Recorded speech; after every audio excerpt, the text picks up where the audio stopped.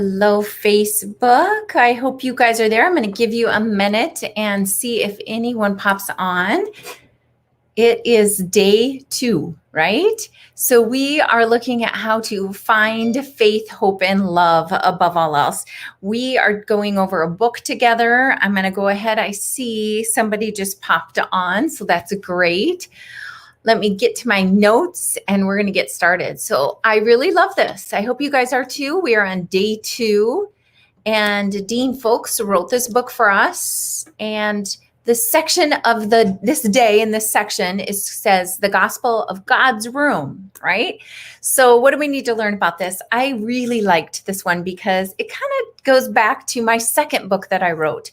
And there's a section in there about finances. Well, I love the little story in this book. It talks about his child, Dean's daughter, not cleaning up her room. So he tells her, okay, you need to clean up your room. And she said, okay, real sweetly and stuff. But then she was like, now you can leave. And he's like, here, I want to teach you something. So he takes her out into the hallway and he shows her brother's room. I think it was her brother. And the brother and he says, do you know whose room this is? And she said, yeah, it's her siblings. And he said, well, no, it's my room. And I let your brother stay in it pretty much. I'm paraphrasing the story. And then he, goes on to explain the hallway is his hallway, his house, and that, they get to walk through it.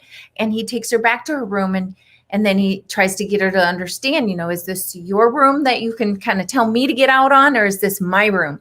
And she understands him, but she also wittily, very smart, little girl says, really, Daddy, it's God's room, God's house. And those kids, they get us all the time. But what I love about this is that it's so true and it's hard. This is a hard thing to grasp. So as you guys know, my faith journey has been unique. I, really up until we met my stepdad, I really don't think I attended church much at all. I don't think our family did much. That's fine here nor there. But we started to when my new dad came into the picture, and I loved God. I loved, my dad was a gentle, loving man. I loved God. I just had good feelings about it, and it stayed that way. And honestly, my life was pretty easy. I didn't have a lot of difficulties. I did reading and writing, but aside from that, things were pretty good. And so I didn't learn to lean on God, or I never took that relationship deeper. And it honestly, I went in and out of some Bible studies and I loved church, but it wasn't until I was about 40 some years old that I really understood and learned how to step into God. I understood and used the Trinity versus maybe just leaning on the fact that you've been saved and leaving it there, or knowing God and God is love and loving him and thinking that's enough. And now that I understand how to go all in and the freedom that we get from that and the blessings that we get from the Holy Spirit, and why don't we want to tap into all this, right?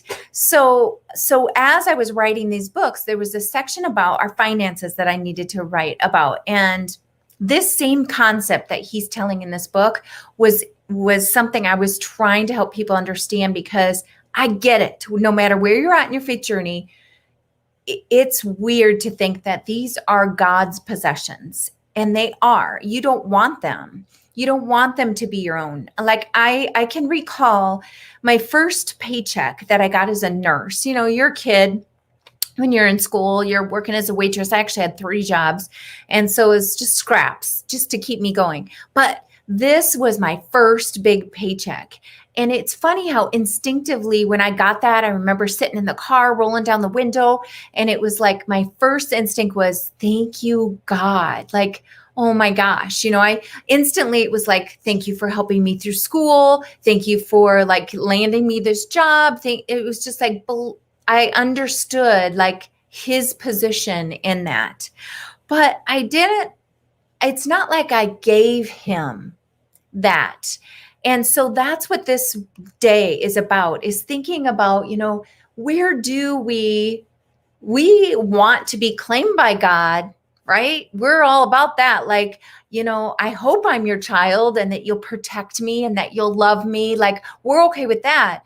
But do we give ourselves to him? right? And so my book is the very first book I wrote. The very first part of the whole book is called I Am His and He Is Mine. Like, I want to be His possession. And I lay my sins at the cross. I lay everything down at the cross for Jesus. What I'm going to give him all my baggage, but I'm not going to say that these blessings are his. And once we can start to get that ownership over our things, and understand they're of God, they multiply. Like when we go at it at our own merit, you know, these things that we have remain at that place of things. But when we can start to, you know, bring God to our job and thank God for this job, invite him into our job, then all of a sudden we don't just have a job I got by myself, the merit and the work and the labor that only I can do. We now have all of this omniscience, omnipotence, and omnipresence on top of all of the work that we do. Like that's what we want. I don't want this stuff for myself. And then you're also, when you give it to God, everything, all of you, it's to be worked and molded and used. And do we keep some of it for ourselves? And then God can't go to work on it. We hold it at bay. And some of us that are maybe new to this thinking, don't worry, I get it. I coach people who literally I've coached people who've never even known God, or people who've rebuked God and got mad at him. So I understand no matter where you're at.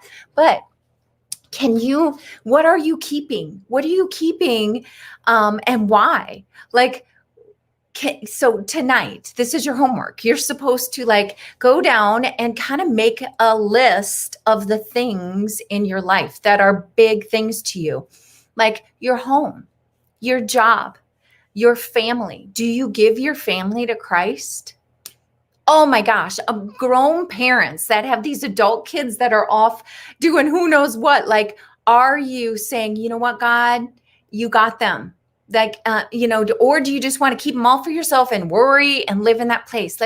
Do you give your marriage to God? Do you say, when you said your vows, did you simply say your vows, or did you really go all in and say, I'm giving you this marriage and help me? And then when you do that, you invite him into all those places. So really journal, think about all these things. This is your homework assignment. I'm going to read my notes because I kind of went off on my soapbox for a minute. So he says, put your whole life into his plans. So think about the plans that you have. Do you invite him into your plans? Do you and your family get together? Do you teach your kids and you and your husband together when you're going to spend money? Do you say, okay, let's ask God to be a part of this, to help make this decision clear, to help move forward, all this, right? He gives me the ability to, understanding that he gives us the ability to go out and do these things. And so why would we then think that they're just ours? Because we have gifts and talents that we were given from God. And then we go use them, but yet we want all that stuff for us. Oh no, that's us. We got all that. Wait, I got my gifts and talents from God. So go ahead and let him have all of it. Say, magnify this. I give you this. Teach me how to use this. Put your power on this. I want to tenfold this, right?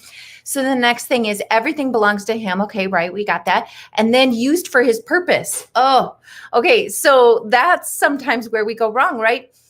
A lot of us have awesome gifts and talents built into us. We understand that we are his possession. He is mine and I am his. We understand all that. But what do we do then with this talent that we have? Do we use it for his purpose? That's such a tricky thing. If you feel fatigued and there's no purpose, usually that's it. Figure out what the gifts and talents are and figure out a way how to let them be used for his purpose, because they grow and they magnify fast, right? And then ultimately, I have these bullets from his notes. Heirs. We are heirs. And this is a great thing. Do we want to use that as a card? Because sometimes we do, and we don't even realize we're doing that. It's I'd like to be an heir when it comes to getting into heaven because I really don't want to go to hell. So I am God's child for sure.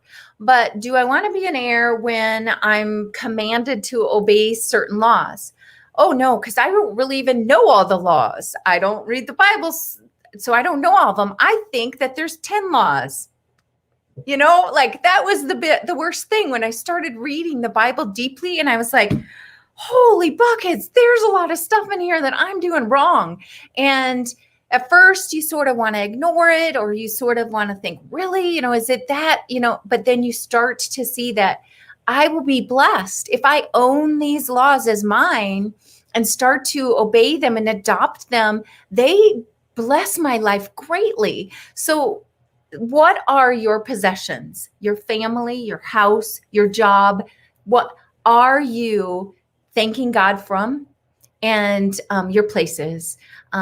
Literally pray tonight. Pray tonight for God to open your eyes and to help you see what things that you have ownership over, and to see if you are letting yourself be owned by the world, or owned within your own self and leaving it there, or truly owned by God. All right. I'll see you tomorrow. We're only on day 2. Good stuff, right? I cannot wait to do these 30 days. Believe me, you will be challenged to be thinking in a different way. They're short, easy. Share with your friends. They can come to my page and watch the replays. Let's do this, guys. Let's be transformed by the renewing of our heart, mind, and soul. All right. See you later. Bye.